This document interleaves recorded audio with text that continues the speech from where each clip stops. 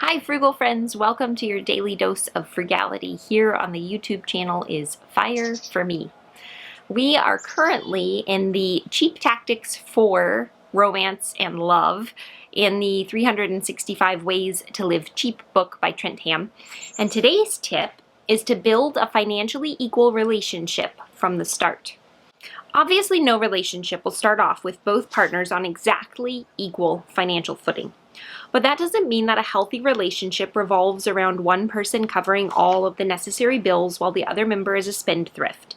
Instead, both partners should take responsibility for some part of the financial situation, and both partners should also get to reap some of the reward in terms of financial flexibility and spending money.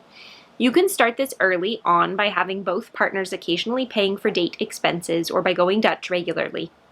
Later on, agree to have one person cover a few of the bills while the other person covers the rest.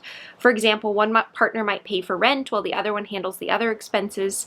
Eventually, you'll want to merge finances with some basic agreements and rules on how things work for both partners. Doing this now will save much pain and needless expense later on, as both partners are committed to and involved with the financial success of each other. I think this is kind of an interesting topic.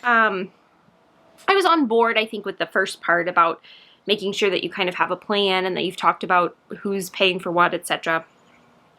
But then when it talks about merging finances, Jesse and I do have merged finances, and we have, a budget that we follow that we've been following for years, and I feel like financially things work pretty good between us, and we're kind of on the same page with our goals and so forth. But I don't know that that's, the perfect plan for every couple, and I would hate to advise people to merge finances if that's not what works best for their relationship. So I think look at your relationship, look at your partner, you guys talk about it and decide what works best for you. If that's merging finances, great. If it's keeping things more separate, great.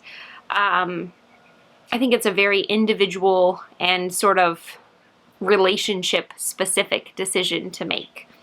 Okay, I would really like to hear your thoughts about this and whether or not, if you're partnered up, if you share finances or if you have separate finances, and also if you aren't partnered up, what do you kind of envision for if you do become partnered up at some point? Like, how would you break up finances and divide them, and what would you have together and separate, etc. So feel free to comment about that down below, and I will see you back here tomorrow for another daily dose of frugality. Thanks for tuning in.